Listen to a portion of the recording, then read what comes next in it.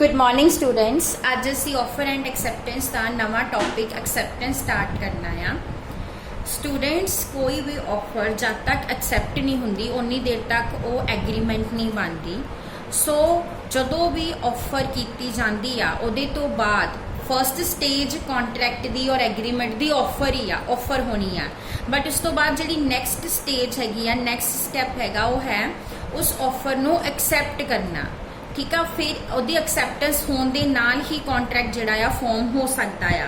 सो एक्सैप्टेंस की आ, एक्सैप्टेंस की आ कि ऑफर ही जिहड़ा है वो एक्सप्रैस कर रहा आ कि वो ऑफर दे नाल कंसेंटेड आ। कंसेंटेड मीनस सहमत आ, जो भी ऑफर की गई वो उहदे नाल एग्रीड आ।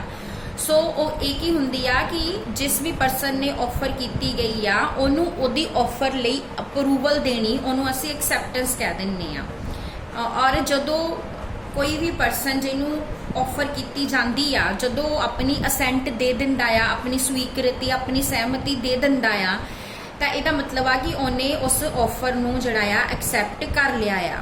क्योंकि an accepted proposal is called a promise और एग्रीमेंट। क्योंकि जदों ऑफर एक्सैप्ट हुंदी आ उदों ही वो प्रॉमिस बनती आ ते उदों ही वो एग्रीमेंट बनती आ। हुण एक्सैप्टेंस का इफैक्ट की हुंदा आ? एक्सैप्टेंस का बहुत ज़्यादा इफैक्ट आ। एक्सैप्टेंस जी ऑफर नू प्रॉमिस दे विच कन्वर्ट कर दिंदी आ। वन एंड ऑफर इज एक्सैप्टेड, जदों एक बार ऑफर एक्सैप्ट हो जाती है तो फिर वो की बन जाती है, प्रॉमिस बन जाती है। फिर उस तो बाद ऑफर नू जिहड़ा विड्रॉ नहीं किया जा सकता, उन्होंने वापस नहीं लिया जा सकता। सो एक्सैप्टेंस तो बाद ही हर पार्टी जिहड़ी आ लीगली बाउंड हुंदी आ उस प्रॉमिस दे लई जिहड़ा कि उन्हें कीता आ। ठीक है जी। सो इफैक्ट की हैगा, acceptance is to offer what a lighted match is to a train of gunpowder. Acceptance का मतलब कि जिद्दां तुसीं अगर गन पाउडर जिहड़ा हैगा आ, पटाके जिहड़े हैगे और अगर उन्होंने माचिस की तीली ना अग लगा दिंदे हो, जो इफैक्ट होएगा वही एक्सैप्टेंस का इफैक्ट है। यानी कि कॉन्ट्रैक्ट जिहड़ा है वो बन जाता है, जिन्हों तुसीं वापस नहीं कुछ कर सकते, जिन्हों तुसीं रिकॉल नहीं कर सकते, जिन्हों तुसीं अनडन नहीं कर सकते। हुण नैक्सट आ कि एक्सैप्टेंस किस तरह होंदी है। एक्सैप्टेंस जिहड़ी आ एक्सप्रैसली भी की जा सकती है, बोल के लिख के, है ना। और एक्सैप्टेंस जिहड़ी हैगी आ इंप्लाइड भी हो जाती है। कई वेले की हुंदा कि जदों तुसीं तुहाडा बिहेवियर तुहाडा कंडक्ट जिहड़ा एक्सैप्टेंस दे दिंदा आ। जिस तरह इन्होंने एग्जाम्पल दी है कि जदों कोई परसन ट्रेन चढ़ता है तो उन्हें इस गल नूं एक्सैप्ट किया आ कि वह फेयर देगा ट्रेन का, इसलिए वो ट्रेन पर चढ़िया आ। ठीक है। हू मे एक्सैप्ट, हुण कौन एक्सैप्ट कर सकता ऑफर नूं? ऑफर नूं सिर्फ वही परसन एक्सैप्ट कर सकता हुंदा आ जिन्हों ऑफर की जाती आ। इहदा मतलब की आ कि जिन्हों ऑफर नहीं की गई वो ऑफर नूं एक्सैप्ट नहीं कर सकता। ठीक है। हुण इहदे विच एक केस हैगा आ बोल्टन वर्सिस जॉन दा। डी ने ऑफर भेजी सी एक फर्म नूं जिहदे कोल ओहदा प्रीवियस अकाउंट चल रहा सी, जिहदे कोल सेल परचेज कर रहा सी। बट वो फर्म जिहड़ी सी हुण उस फर्म नूं किसी एक नवे ओनर ने पी ने जिहड़ा आ टेक ओवर कर लिया। एंड उन्होंने जदों लैटर मिलिया तो उन्हें ऑर्डर का लैटर मिलिया जिहड़ा कि पुरानी फर्म दे नूं एड्रैस किया गया सी, तो उन्हें उहदी ऑफर एक्सैप्ट कर ली तो गुड्स जिहड़ियां सेंड करतियां। बाद विच पी जिहड़ा आ गुड्स का प्राइस लई उहनूं स्यू कर रहा है। बट कोर्ट ने इत्थे की डिसीजन दिता कि डी ते पी दे विच कोई भी एग्रीमेंट कोई भी कॉन्ट्रैक्ट साइन नहीं सी होया, क्योंकि ऑफर जिहड़ी कीती गई सी वो ओल्ड फर्म नूं कीती गई सी, उहनूं नवी फर्म जिहड़ी आ एक्सैप्ट नहीं कर सकदी सी।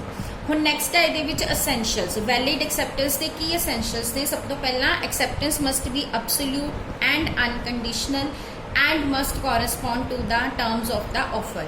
जिहड़ी ऑफर हुंदी आ वो तो कंडीशनल हो सकती हुंदी आ, बट एक्सैप्टेंस कदी भी कंडीशनल नहीं हुंदी। एक्सैप्टेंस जिहड़ी हैगी आ अब्सोल्यूट हुंदी आ, मतलब जो ऑफर की गई आ उस ऑफर नूं एज इट इज़ एक्सैप्ट करना हुंदा तां ही वो वैलिड एक्सैप्टेंस हुंदी आ। अगर एक्सैप्टर जिहड़ा आ एक्सैप्ट करन दे टाइम ते कोई कंडीशन लगा दिंदा आ तो इहदा मतलब है की आ कि उन्हें ऑफर जिहड़ी आ एक्सैप्ट नहीं कीती। हुण नैक्सट है इहदे विच सैकेंड पॉइंट है एक्सैप्टेंस मस्ट बी कम्युनिकेटेड। जिस तरह स्टूडेंट्स ऑफर का कम्युनिकेट होना जरूरी आ, सेम उस वे दे नाल एक्सैप्टेंस का कम्युनिकेट होना भी जरूरी आ। अगर तुसी किसी दी ऑफर नु एक्सेप्ट कर रहे हो बट साइलेंट हो, चुप रहो, उन्होंने दस नहीं रहे, उन्होंने इनफॉर्म नहीं कर रहे, इसका मतलब वो वैलिड एक्सेप्टेंस नहीं है, उहदे नाल कोई भी कॉन्ट्रैक्ट उन्हां दे विच नहीं बनेगा। सो एक्सेप्टर नु कुछ इहो जिहा करना पएगा जिहदे नाल ये पता लगदा होवे कि उहने उस ऑफर नु एक्सेप्ट कर लिया है। उस तो बाद नैक्सट है acceptance must be made with in a reasonable time. Acceptance जिहड़ी आ हमेशा रीजनेबल टाइम च देनी चाहिदी आ।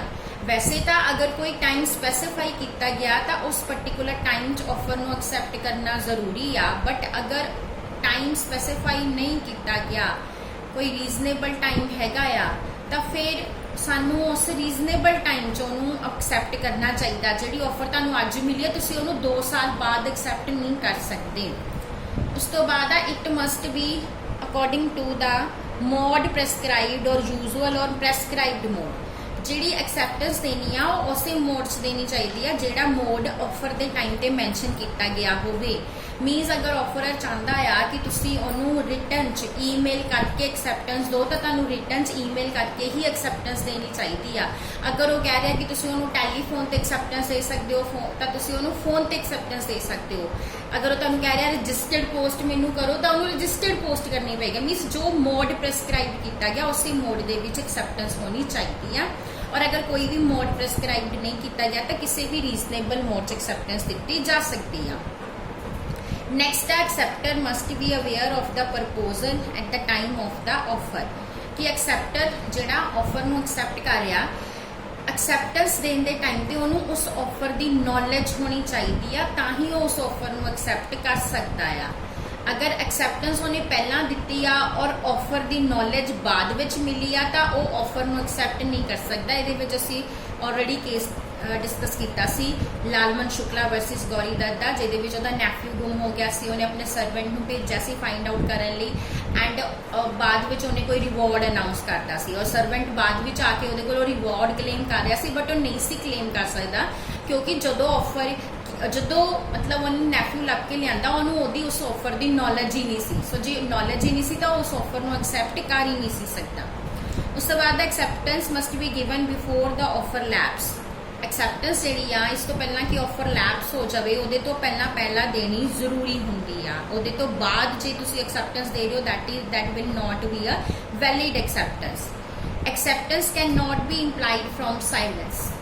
मैं तुहानू ये दस्या सी rejection can be implied from silence. तुसी ये तो कह सकते हो कि अगर तू इस टाइम तक जवाब नहीं दिता तो मैं मान लाँगा कि तू ऑफर एक्सेप्ट नहीं की, पर तुसी ये नहीं कह सकते कि तू इन्नी देर तक जवाब नहीं दिता तो मैं मान लाँगा तू ऑफर एक्सेप्ट कर लिया। सो एक्सेप्टेंस कभी भी साइलेंस जो नहीं ली जा सकती।